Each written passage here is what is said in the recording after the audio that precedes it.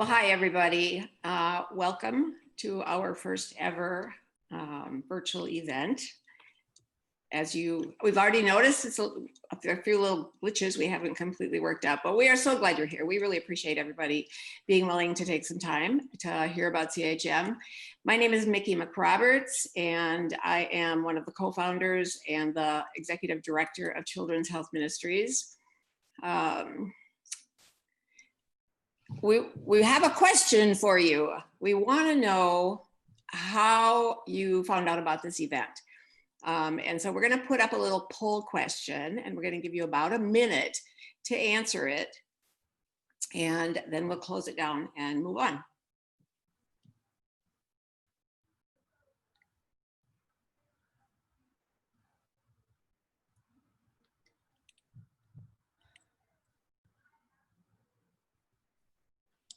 Almost all the way there.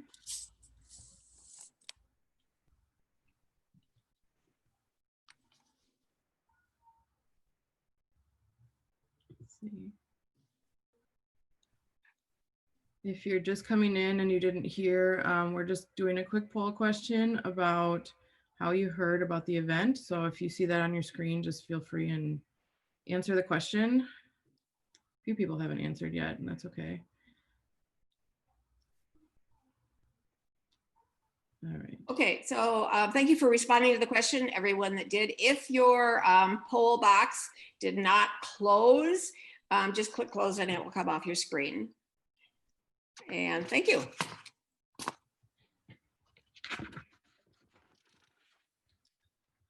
All right. Hello, everyone. My name is Liz Jean-Pierre. I am another co-founder of CHM. And we really want to be respectful of your time, so we want to get going really fast here. We just want to make sure that everyone has some basic familiarity with Zoom functions. Some people are using these for work a lot, some people are not. So down in the bottom left-hand corner is the microphone button. It looks like everybody is already muted, which is great, just so everybody can hear and we don't have lots of background noise going on. And if at any point you need to unmute yourself to ask a question later on, that's where you do that. Next to that is the video. I see lots of people have video on too. That's great. Nice to see all your faces. We are recording this presentation. If you are uncomfortable with that, feel free to step out of the meeting and we will send you the recording afterwards. But we would like to record it so we can, do some watching again. And also there were a number of people who weren't able to come be on the live screen today. So we would really like, we're going to utilize the chat function a lot today. So in the bottom middle section of your screen, you should see the chat window. And right now, everyone, if you could click the chat box and we will have you enter your name and where you're from. So click on the chat and you should have a chat box pop up. Okay, David, thank you. Nancy, Jill. Everybody finding the chat okay? Patty, Mindy. Oh, wow. Look at all those people. Hello. Great to see you all. If anyone has any questions during the presentation, during any of the discussions or during the video that we're going to show later, please just drop them in the chat box and we will be able to come back to them later during the Q&A section at the end. Again, just if you, in the upper right corner, there's a section that you can choose speaker view or gallery view, depending on how you want to see all the other participants. Speaker view will let you just see whoever's speaking on your screen. So that's what we recommend. And I'm going to hand it back over to Mom. Oops, she's muted. Hang on. Hang on. You're muted. Sorry, didn't unmute. This is Mickey again. I just want to introduce you to the CHM team that's here today. So I'm Mickey, and you already met Liz. We're the co-founders of Children's Health Ministries. We have David Shea here today. He's the CHM board president. David. Victoria Frank, she is the CHM board treasurer. And Dr. Mary Wilkins, who is our board medical advisor. And the one everybody wants to meet really badly is Dr. Steeven Joseph. He is on with us from Port-au-Prince, Haiti. So. Yes, so we have lots of new faces here today. So we wanted to just give you a brief history of CHM for those of you who are new, those of you who have maybe heard about us before, just kind of a brief background. So Mom and I obviously moved to Haiti a while ago, 2012. When we moved, we really didn't have a clear goal as to what we were going to do. We really just felt God's call strongly on us to go down. And we were just open to that. So we went. And in 2012, the pastor that we were working with, he requested that we do a mobile medical clinic in his community, which was kind of in the outskirts of Carrefour, kind of up the mountain. And the doctor that we ended up hiring to work with us with the patients in that clinic warned us that we were going to have a lot of malnourished children. And we didn't really know what that meant, what that looked like, but we made some connections and were able to be trained by the pediatrician who developed the ready-to-use therapeutic food that we use to treat malnutrition. So she had a protocol, they had a protocol, a program, everything all set up. So we were trained on that by her. And then when we did the medical clinic, within 3 days, we had 40 children added into our program. The church that we were holding the clinic in was made out of tin and blocks, kind of similar to the one that you see in that left picture there. And by the end of 2012, we had 100 children in our program. Some had graduated, some were still current at that point. In 2013, we expanded into a second church location at the request of another pastor. And that church was up a mountain. And so we ended up riding motorcycles with boxes of supplies up the mountain a few times a week to go to that clinic. And it was so busy up there that we often would finish after dark and would end up seeing patients with the flashlights on our phones. So by the end of, 2014, we ended up splitting off with the original organization that we had been with, and we created Children's Health Ministries to be able to continue working with the malnourished children that we were doing. And by that point, we had already served 1,000 children. So we were treating only children that were 6 months or older for malnutrition. But we found out that, in fact, malnutrition was beginning much earlier than that. We had malnourished moms coming in with very tiny babies that were not doing well at all. So we did some research, and the first 1,000 days from conception to the age 2 are the most important developmental days in a child's life. And so we felt that it would be good, at least for the moms in our malnutrition program, to give them prenatal vitamins, to start doing some prenatal care with them, some teaching. And we did that. And then we also started doing some food supplementation because we had been able to receive manna packs from Feed My Starving Children. And we started a formula program for babies whose moms were dead. So grandmas would bring babies in and they would be feeding them crackers and water. And we were able to help them out with formula. So voila, we had 4 programs, not 1. The transportation got to be very, very difficult because the more people we saw, the more supplies we had to carry. And we literally were piling boxes of food or mamba onto motorcycles in front of us and then going up a mountain that was not only steep, but it was also very rocky. So we decided it was time. So we rented a clinic. You can see our clinic building there. It was a school originally, but it was set up perfectly for us to have rooms to see patients in. Liz and I were the only two to start out with, and we had a couple of Americans come down, and we were kind of looking for more Americans, somebody maybe that would join us long term. It didn't seem to work out very well, and so we decided that what we really needed to do was invest in Haitians and in Haitian staff. So the young lady you see on the right-hand side of the picture was our first Haitian nurse that we hired full-time in 2014, and she's still working with us.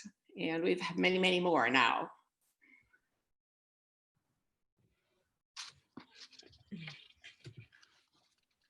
So one of the kind of philosophies that we've had since we were down in Haiti, that when God brought us a patient or a child, we really felt that he was saying, like, I'm giving you this child to take care of, regardless of whether or not it was exactly something, you know, that we were equipped to take care of, or, you know, if they needed care beyond what we could provide, we still felt like that child was our responsibility. And then we just had to trust in faith that he would provide the resources that we need.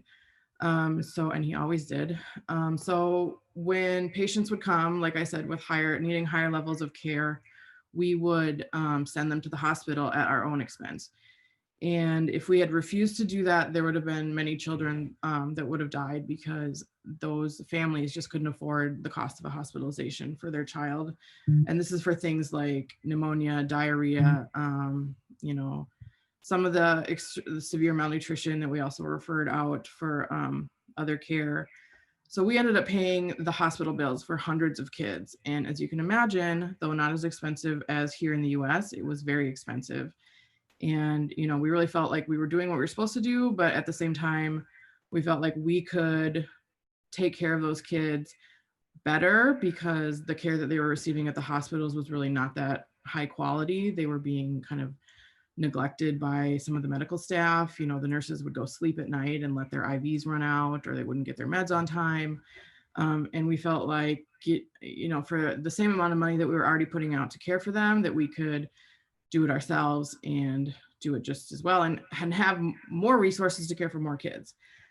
So in 2018, we expanded our Haitian nursing staff to 10 nurses, and we were caring for kids inpatient at that point with pneumonia, diarrhea, malnutrition, and we were using the World Health Organization protocols for pediatrics in resource limited settings. So we were doing this all kind of as a nursing program, and we knew we needed a pediatrician, something that we always really felt like we needed. And we felt like, you know, to give the best care possible, that was something that we needed. But we really, really were struggling to find someone that met the criteria that we felt like would fit in with what we were trying to do. We needed somebody really skilled. We needed somebody really compassionate and really dedicated to kids in need and kids that were kind of under-resourced. The families that we serve are incredibly poor materially, and just don't have the same kind of education or knowledge that, you know, other more well-off families would have. So we just really needed someone with a special set of skills and a special personality to be able to fit into that mold.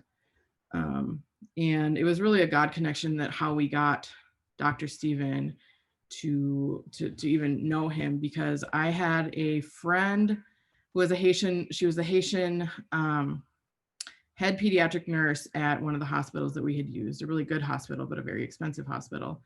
And she and I had kind of met when we referred someone in 2013, and we met, and she was talking to me and I was speaking Creole, and she would, you know, so we kind of made this connection. And she, we had kept in touch. And when I was asking her, do you have any nurses? You know, we need more people. And she said, no, but I know this doctor and you really need to talk to him. And so she did, she came out, she visited us with Dr. Steeven. And pretty much right away, we knew that he was just like a perfect fit for what we wanted and what we needed. And that kind of the rest is history with that. He started part-time only. And so on every Saturday, he would come out to our clinic and see patients. And often he would come through gang violence. 2019 was full of political demonstrations.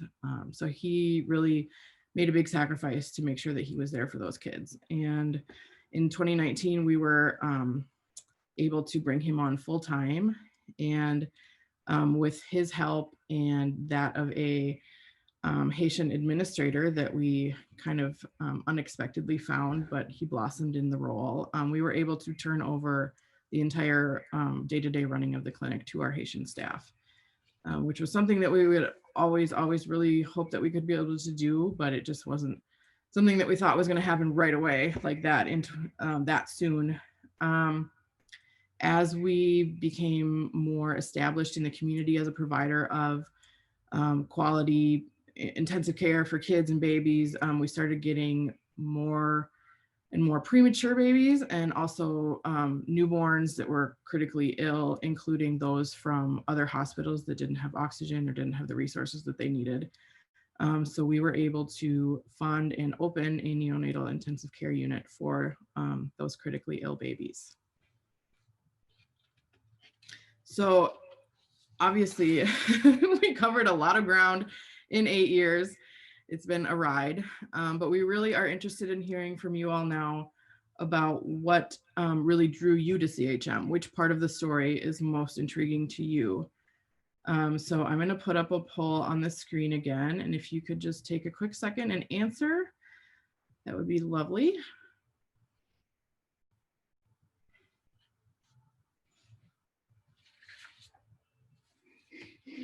Let's see. Is everybody seeing the poll?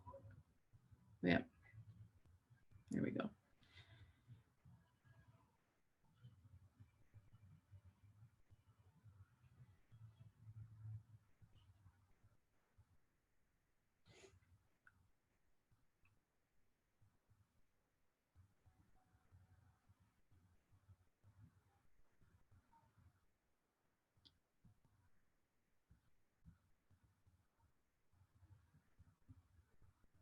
All right. Just about, looks like we're just about finished. So the moment that everyone has been waiting for, I think, is for us to be quiet. Here's the results of that poll. Very interesting. Sick children getting the medical care. Okay, so the moment you've all been waiting for, Dr. Steeven himself is here. You are here, right, doctor? Yeah. There. I'm here. Good. So Dr. Steeven, as I already talked about, has been a godsend to the ministry, and I'm going to let him introduce himself and tell you a little bit about himself and what he does at CHM. Hi, everyone. I hope you can hear me well. My name is Steeven Joseph, and I'm a pediatrician since 5 years now, and I work at CHM since 2018. And to be honest, when I just visit CHM and I see all the work that Liz and Mickey was doing and all the children that they have, I had that feeling that I find a place that I'm supposed to be, the place that I'm supposed to work. So when you see so many malnourished children, so many children who need care, so when you are a pediatrician, you know you're supposed to be there.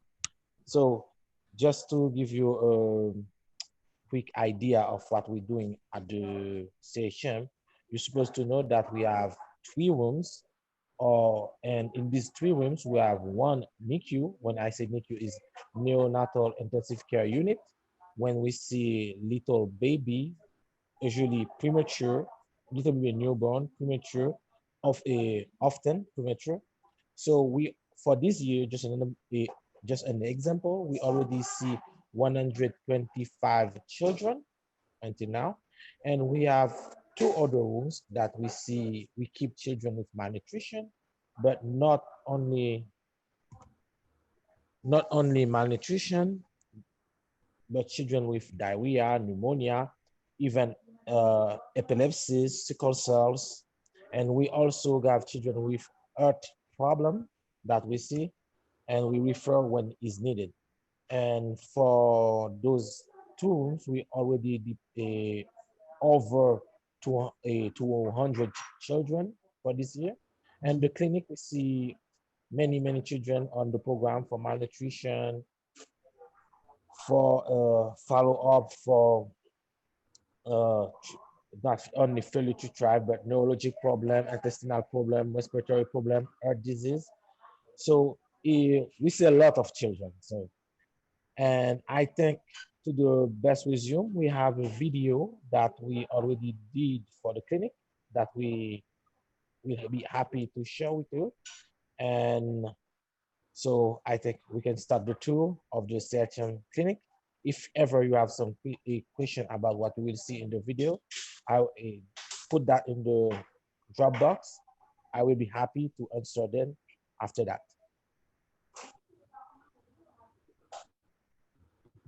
Morning, I'm Dr. Joseph. Steven, I'm work at CHM for 2 years actually, and we're gonna make a tour of CHM. It's a malnutrition clinic, and we also have a little NICU for helping parents who are in need with their children. So let's start.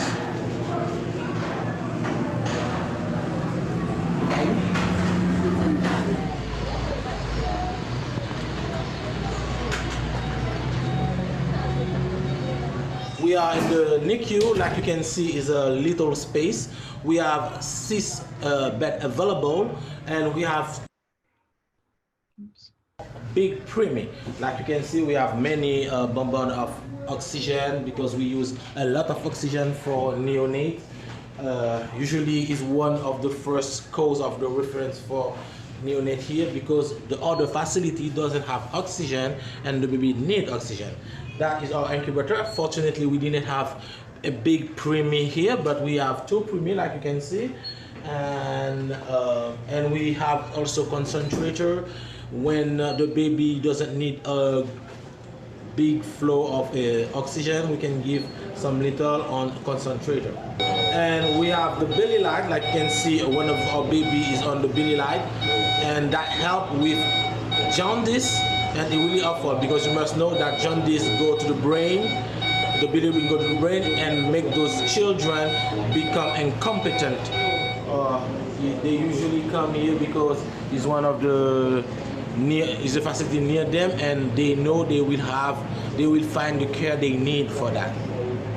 Bonjour, morning again. We are here with Sergine Valentin. Is a mother of 15-year-old who got a preemie in our NICU. She's a teenager, like you can see, and her mother and father doesn't have the money to pay the fee of the hospital. So the baby born at home. And pour qui ça vous êtes venu là avec nous? Oui.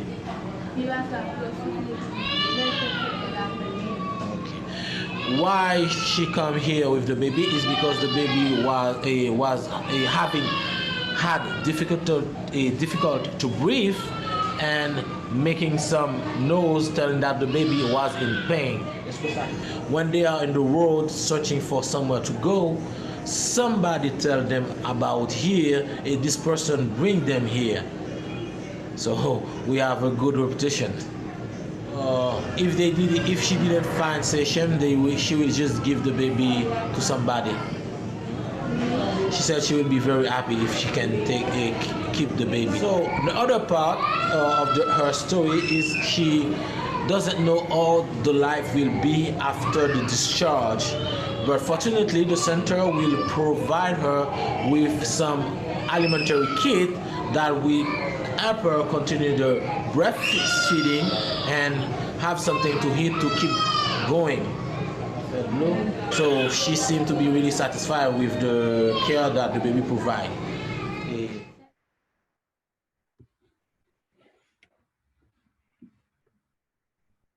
Monsieur Campi avec nous là, il y avait des mois ensemble avec Kif. So when she came here, she was afraid that she could lose the baby, but she said she found medication. Mamba, when the baby was come there, she was not playing, not sitting, and now, in the name of the God, is sitting and start to play. She doesn't need to be afraid, and she saw the result now. The children start to improve.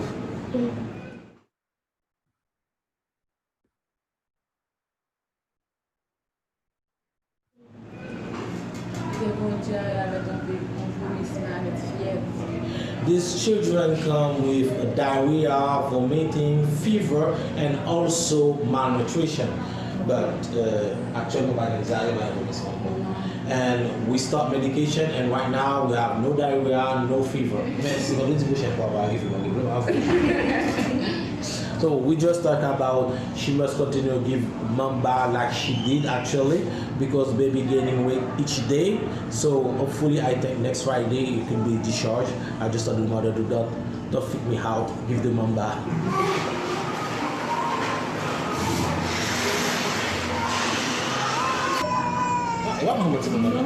She's not the mother of the baby, so she cannot give the. I know this baby. I know well this baby. This baby is here since 2 weeks. He's a 3 months baby who come with severe denutrition, so malnutrition also. So and he got a bad diarrhea. We treat the diarrhea. Now we keeping him for gaining weight, and the weight improved. I got hope that next week, Friday also, it will be one of our discharge. But when we discharge him, he will go on our formula program, because he came that state because he doesn't have the good food for his age. So we will provide formula to help the baby keep going on until 8 months. We receive more malnutrition admission than before. It's because we just do discharge yesterday that we have some empty bed. So before till Monday, I think we will be full again during the weekend, because we have many children coming the weekend, and Monday usually we find many admission cases. The problem actually we face now, when we didn't have place where to send the other children. And is why the work of CHM is really important, because we help those who are really in need. And unfortunately, this number continue to raise again and again. So if you can do something to help us help other people, just do it. Be like Jesus, serve people. Like you see, you already have a quick tour of the CHM clinic, and you probably have a good idea of what we do, what kind of people we help. You hear their story. You probably doesn't know that there's so much pain in the country, but it's what we face each day, and we will be glad that you help us continue to help other people. It's really important for us, and it's not a money waste. It's a safe life.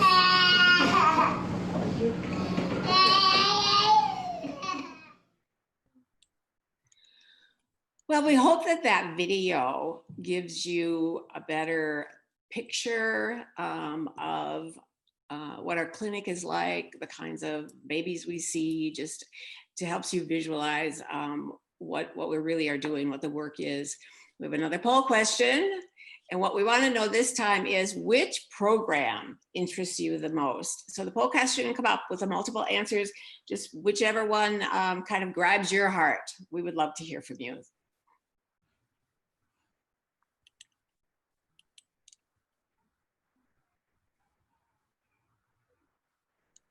We'll give you about 60 seconds. While you're answering that, I want to say, if you have questions from the video, please make use of the chat box, put them there, and when we get to the Q&A section, we will be happy to answer as many questions as we can. Thanks.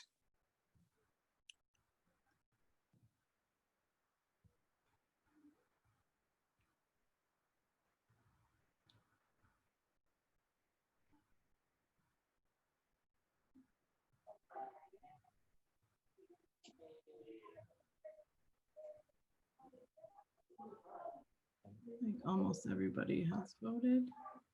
If you haven't voted, maybe we have 6 people not yet.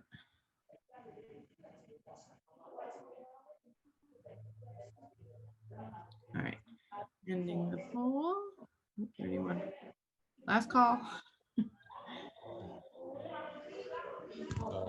Can I start answer the first question? Yes, go for it. Okay. So usually when we have a children coming for malnutrition, that will depend of other pathology that they have. If it's just only malnutrition, that will be for 5 or 6 days. But if they got something else, 10 days will be the mean length of stay. But we have those who can stay for longer than like 3 weeks, 3 weeks. So that will really depend of all they can, which other pathology they have, and all the parents do when they are in our care, in our center. What the parent did, if they participate, when parents participate in the care, they improve better and faster. Good question. Thank you, Brenda. Other questions? You can, if you want to unmute yourself and just ask, that's fine too. You don't have to type it out.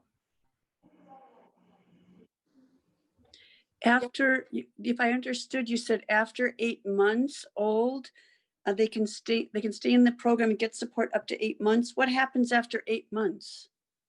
Usually after 8 months, they continue to come to the clinic to be seen by me. If we have problem in the weight, if after 8 months the children, the parents cannot provide milk and food like they use, we have another program is FMSC that we provide Mhm. alimentary kit.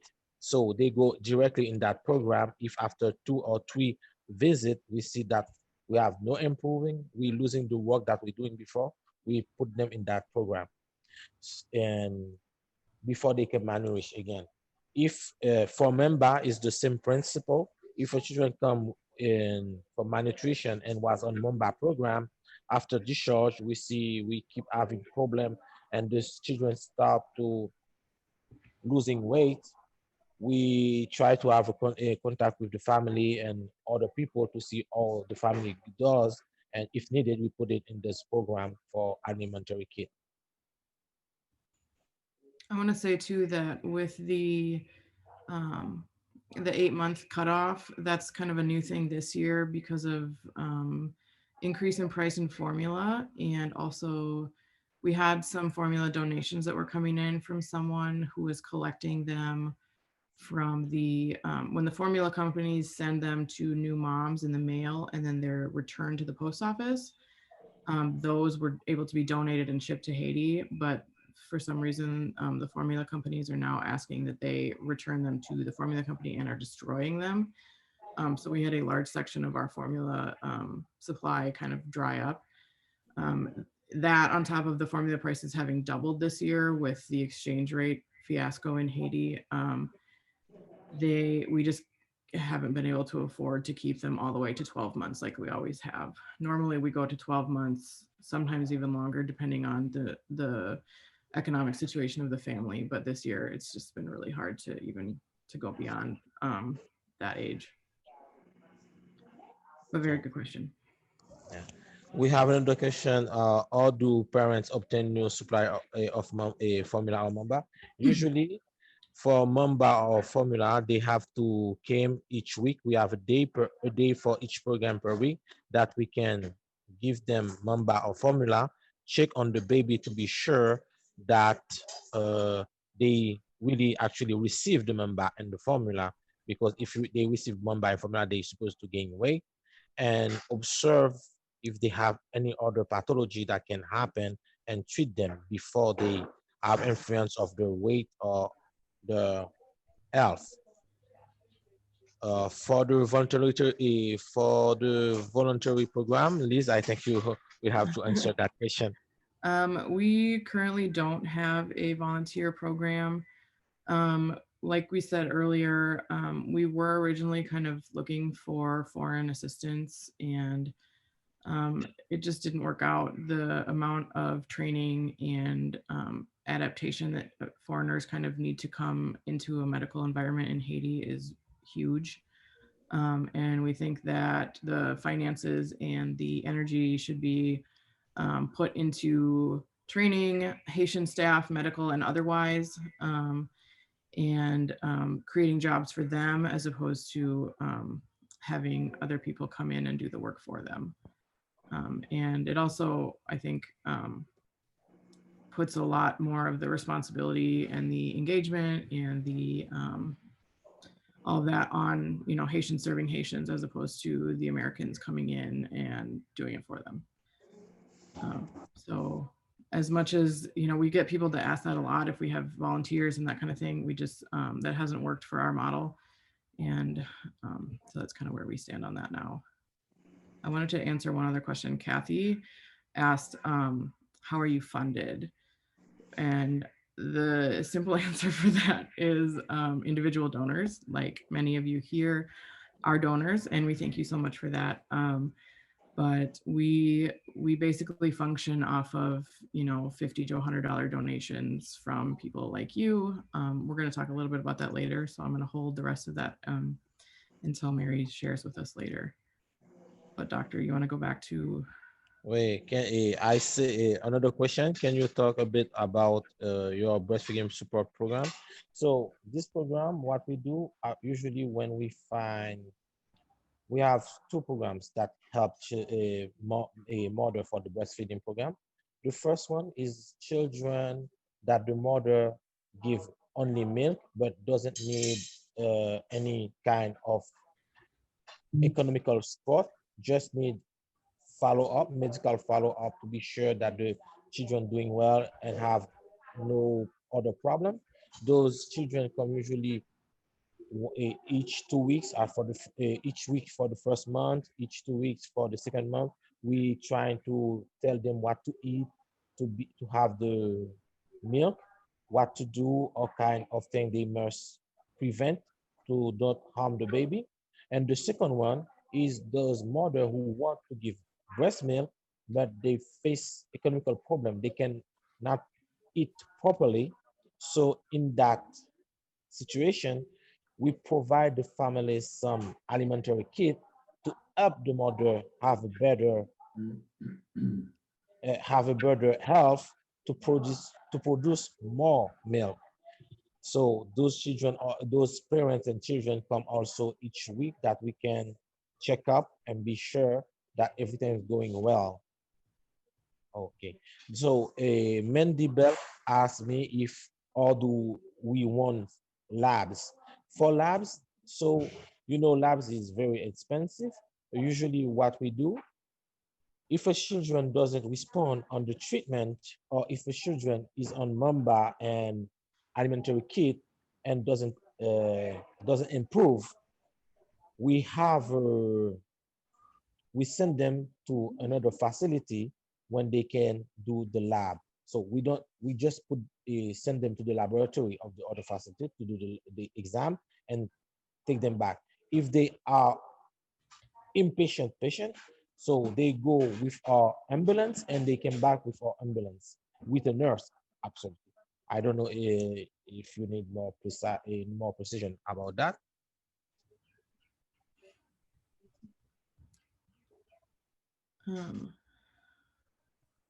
So You're muted. okay. How many So, different families in a year are helped by CHM? Was a question. oh, what? How How many families? different families are helped each year? How many families we help? Yes. Yes. Want me to answer? I don't have the right number, but I can if answer. you can answer. At least you can go. I keep track of the numbers. We have, okay, so like he said, in the NICU, we've had approximately 125 patients. The malnutrition, inpatient and outpatient combined, has been about 200. There have been maybe another 25 or so that have been just pediatric intensive care pneumonia, that kind of thing. It kind of wonked up our numbers this year with COVID because people were afraid to come in for respiratory issues. But then the doctor also sees kind of primary care patients, kids that come in, we call them like first dayers, that they come in, they're not in any program, they're not in anything, but they have, you know, a skin condition, or they have diarrhea, or they have something else. And he's seen over 2,000 patients in that capacity this year alone. And then we've also got over 75 kids we've served in formula, and 60 families or so that are getting nutritional support, plus another 25 to 30 in the breastfeeding support. And then family planning, we've got almost 300 women in that. So I don't have a total, but that's kind of our program approximations.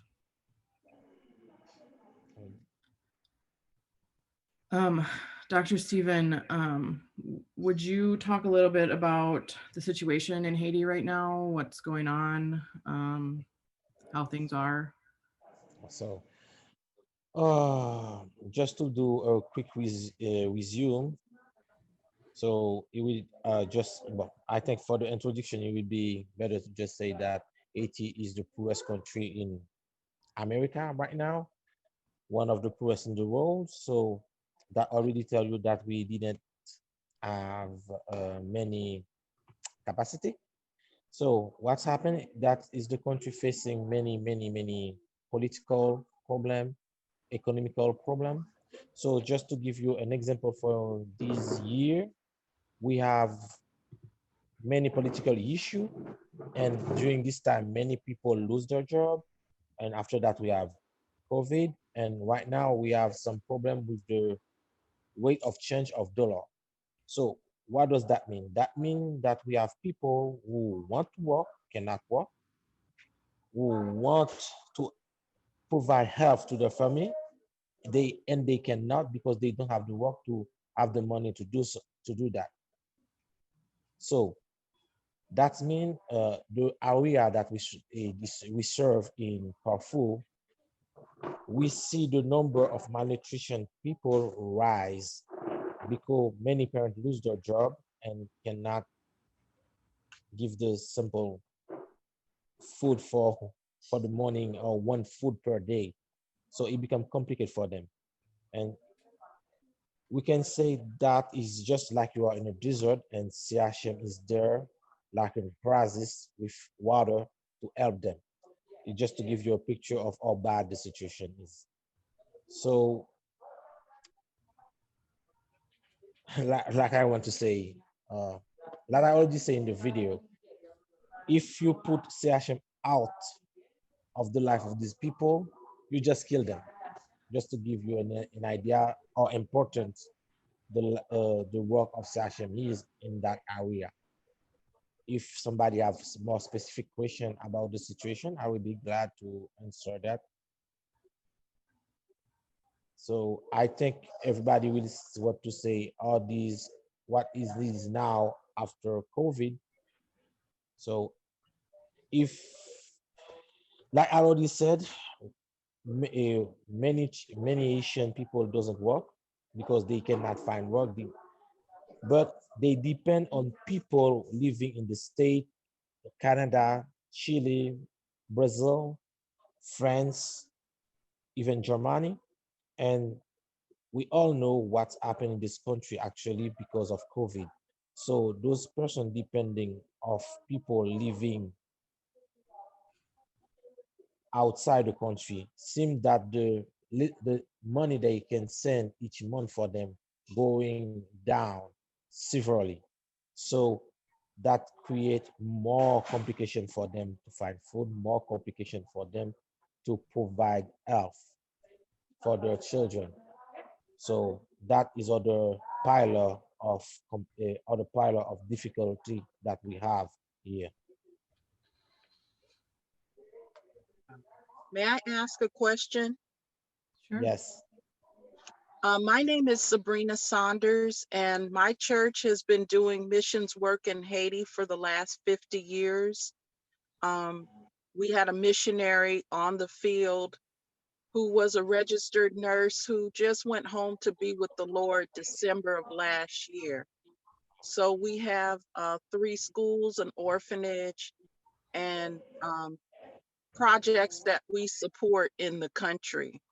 I'm the president of the missions department, and I'm trying to hold things together remotely in Haiti. I would like to ask a question about the what you know about the current exchange rates and what happened, and do you all do work with other missions and organizations in collaboration? So Because I we think try to do health stuff for children, but we don't Mhm. have most of the time it'll be a foreign we'll get foreign people to come in and do a clinic, but we can't sustain it. Okay. So I think I can respond more of the part of the question, and Liz will be add if needed. So for the first part about the rate of change, it makes the situation more difficult for us. I will just give you an example. I work at CHM. I work also at Saint Damien Hospital, one the only big pediatric hospital in the country. This hospital gonna put 100 practitioner, nurse, doctor down because the rate of change go too fast. Now, if before they needed 100 to pay one person, now they need 200 to pay one person. So Right. that make the thing really crazy. And like I said before, they were facing economical problem before that. The COVID emphasized, put an emphasis on that, and now the rate of change just blew up everything. So all prognostic just blew up. Many companies just fired people because of that. Those the last month just passed many of my I have 3 or more than 5 friends that losing their job for that case. So even me talking to you right now, I'm just waiting for December to know if I will continue with send them or not, because they're gonna fire me, like I already said, 100 people. So everybody's on the list. We're just waiting to know who will be. Yeah, So because we've seen, doctor, we've seen the increase in how it's impacted us. We have 48 people on payroll with yeah, our ministry, and I'm just learning how to even understand the exchange rates. So they're rapidly changing, and they it's almost like you're having to pay double. yes is what happened. The way just changed. It's like is what you before. If you have it's like if you have $1, you have 10 15 good. Now is you have less than that, the half. So it makes things more difficult. It's like I said, even for family who receive money from outside, the COVID put that money, uh, make this family in difficulty, so they send less, and the less they send give this family less good to do what they have to do. So it's really difficult. And I just have one more quick question, doctor. When I was there in January of this year, it was predicted that this would be the year of famine for Haiti, that food insecurity would become worse. Have you Is the found case. that to be so? It, I will not use the word famine, but Uh-huh. it's more difficult. It's more difficult now to eat. The Okay, price and the production Our is okay. more malnutrition difficult. rates have increased by almost Yeah. 2 times Yes. in the last Wow, 6-8 months. wow. I don't want to cut anybody off, but we have to do a little bit more wrap up. And then if we have more time, we can answer some more questions at the end. Okay. Thank you. Thank you, Sabrina. Those were great questions. We have one more super quick poll, and then we will go and hand it over to our medical advisor, Mary. So last poll questions. How do you like to be kept updated about the work of CHM? Which is best for you? There's the poll. You want to say email?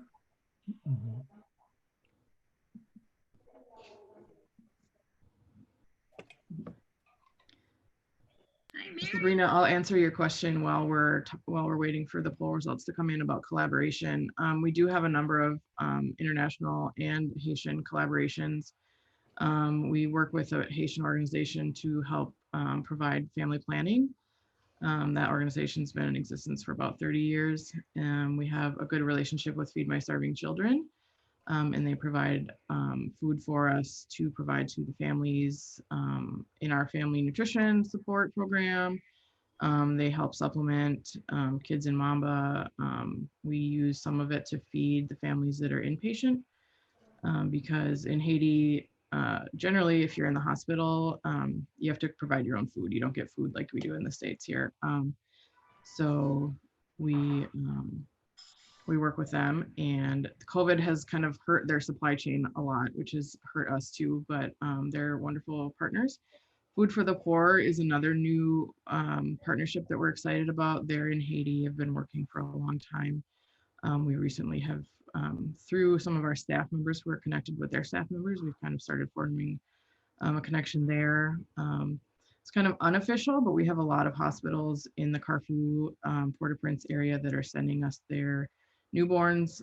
So we're kind of becoming more partnered more in that aspect as well.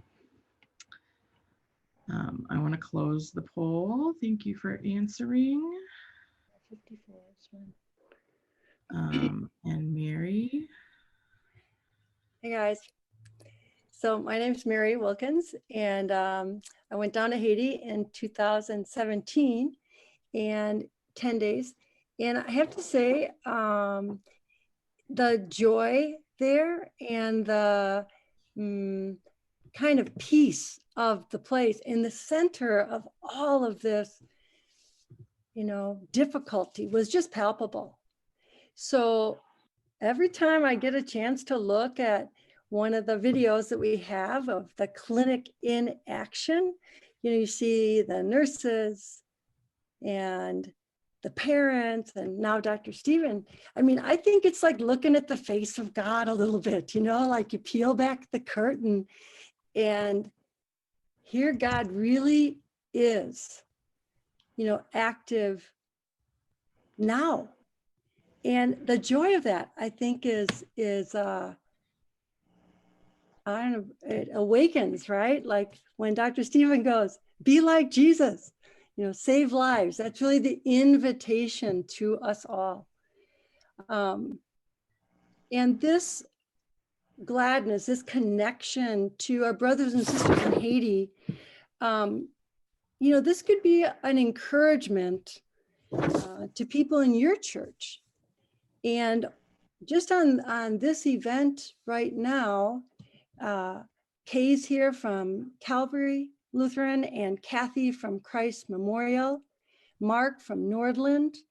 And we would love, Mickey, Victoria, Liz, David, myself, we'd love to come and bring CHM to your church community, especially during these isolating times and kind of, you know, holding steady through COVID, maybe not doing anything new. Well, I think we can do better than that. And so connect us to any church community that you are a part of that you think would welcome this ministry into their lives. And same, if you're more of a small group person, maybe there's a circle of friends or a circle of colleagues who would love to hear about this, to see a place where it's done right and it's done strengthening the infrastructure of people and resources, Haitians for Haitians. I mean, how good is that, you know? And Haiti's a country where Black Lives Matter has been the case since 1800. So we can help you host an event like this. And use some of the resources from this event to bring the message to a smaller circle, if you like.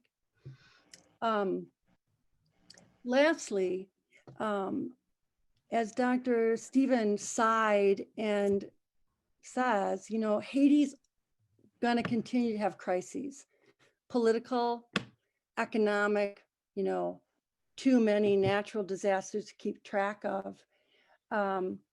So we've made the goal in now 2021 to try to increase CHM's financial stability and really reach out and encourage people to become sustaining donors. So we can count month to month that for the bedrock support for our established programs, that we already have the dollars there. And then when unexpected things happen, another flood, another rash of rioting, another surge in COVID, we can ask for that need, but we've got the bedrock to do the malnutrition program, the formula program, the sick kid program, the NICU.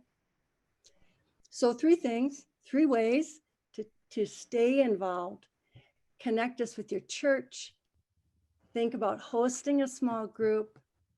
Consider becoming a sustaining member.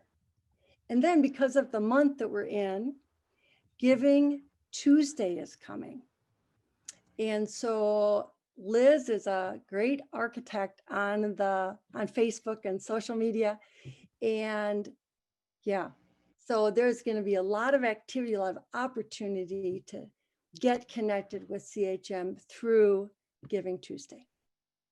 So thank you so much, every person who's here, for coming. If people can stay around, we wanted to stay right at 1 o'clock, have more questions, more conversation with us and with Dr. Steeven, please do that. But thank you for being with us now. Liz. Yes. If you are able to stay and want to stay and ask more questions, feel free to do so. We will be here. If you are not, we thank you for coming. There was a question from Sarah Myers, who is also a pediatrician, about the family planning services. Liz, do you want to talk a little bit about that and kind of some of the cultural things with family planning in Haiti? Doc, you want to? I mean, I can, but he's You more can argue. than I am. We want more info. What's Yeah. that? No, I just she asked about the family planning. Yeah, what do we offer and how that's received by the community? Okay. The thing is, for family program, like I already say, usually when they have poverty and difficulty, sex always on the top of things that happen. They're like fertility and something they did for forget the reality. So usually we have poor people with many children. So when we give them the chance to explain them what is family program, what the family planning is, what they can gain about that program, they really take it well and they come to the program. And the only part that there are many story superstition about family planning, but with good communication, we got a good reception of that program. We have two things that we offer. First one is pills, if they want to take one pills per day for the planning, and other is injection for 3 months. So Liz, I don't know if you want to add something. Sure. We are working with an organization called Profamil, which is a Haitian founded and run organization that, like I said earlier, has been around for about 30 years. They were the ones, one of their members is actually the one that we purchased the NICU container from, and he kind of grabbed us and brought us over to their headquarters that day and said, here, let's partner. And so they are a family planning organization that is working to just provide family planning options to as many people as possible. And so we get our commodities from them. They provide us with the Depo-Provera, birth control pills, and then also condoms. So we're able to distribute those as well. We have plans to increase to a 5-year injection, IUDs. Those are kind of in the pipeline, but we have some, it's just been kind of a getting all the pieces put together at the right time to get those going. We also need to get some of our nurses trained for those insertion of those. And so that's kind of in the pipeline. And yes, we are excited about it. Community wise, it's difficult. There's in churches, there often the church leaders will forbid family planning to anyone who attends the church, even if, the family is unable to care for the number of children that they have. There's resistance from often the men in the relationship. I'll support you if you have my child kind of a thing. So there's a lot of cultural issues with family planning, but a lot of the women, they see the misery that having too many kids is putting them in as well as their children, and they want another option. And so we're just available to give that option to them. And I think overall, I would say that it's been accepted really well. And we have a pretty good percentage of the people that come through our doors that want to be part of that program.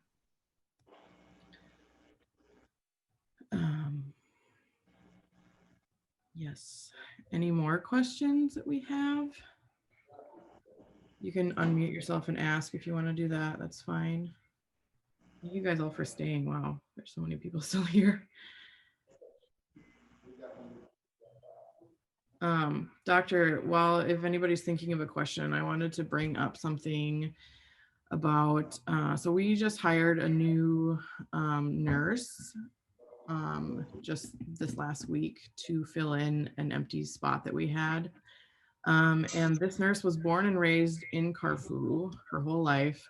And the first day after work, she said, "Oh my gosh, I did not have any idea how many malnourished kids there were in my community." I'm gonna cry. So doctor, can you like give us some insight on what is it about Carfu? Why do people not know? Like anything? Okay, so I just found that really interesting.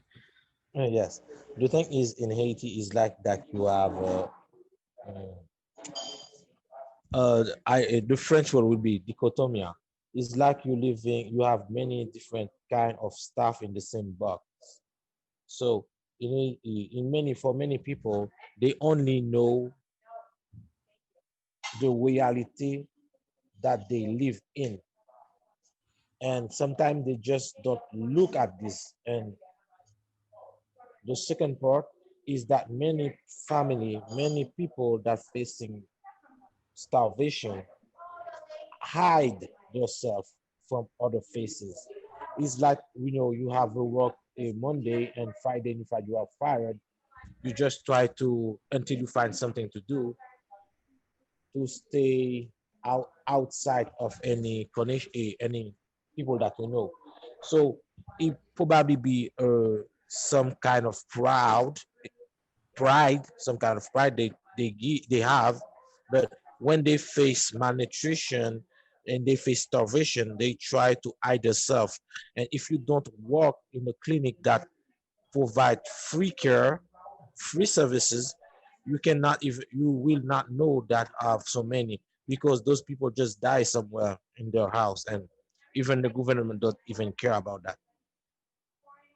Is that so?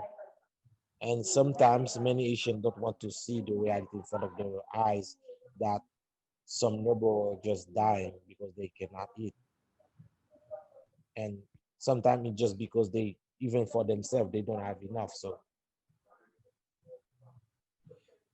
do you have a favorite story that you want to share of someone that you worked with at CHM? Oh, favorite story? I can say that when you do pediatric, when you have pediatrician, you do this work for saves lives, save children, but more than that, you do it for children. So my favorite story will be this 15 years old mother when she came with all her problem, knowing that she would have to give the baby away because she cannot sustain good care and sustain life with her. And when we say to her that we're gonna help her, she gonna have her baby with her. She will raise her baby because we're gonna help her. Seeing that smile on her face, the happiness is it was sunshine. It was the sunshine. So that smile is something that nobody will forget. You cannot forget the smile, and it gives you all the heat of the sun in just 1 second. I think that was one of my favorite moments at the clinic. You have other questions, comments, anything? Unmute yourself. Don't forget to unmute. Yeah, I just have one. In one of the conversations we had with Dr. Steven, just between the board and the staff, I think we were talking about like, who is your favorite patient? And he goes, oh, a patient who's going home, and who's well and in their parents' arms. I mean, that's always a good day for me. So I love that. Thank Anything else? Anybody? Nancy, I know you have a question, Nancy. Come on. Do you want, is there a question you'd like me to ask? No. No, if there isn't anything else, that's okay. We're over our time anyway, so. Yeah, no, this has been fabulous. So instead of asking a question, I'll just give you all huge kudos. And even though I've been following you for all these years, I'm in awe. I'm just awestruck by what you all have done and accomplished in the most devastating, trying surroundings, and all the lives that are saved. So go to what Dr. Steven said, you know, I mean, a life saved, you're saving lives. They would be dead without CHM, which is really a harsh thing to say, but that's the reality. So my question isn't a question, but thank you so much. Thank you, Nancy. You make me cry. So. Okay, awesome. David? Sure. Well, Nancy said it all. So thank you all for your interest. Thank you all for staying on here to the very last word today. We appreciate your support. We appreciate your prayers, and we hope to cross paths again soon. Bye-bye. Thank you, everyone.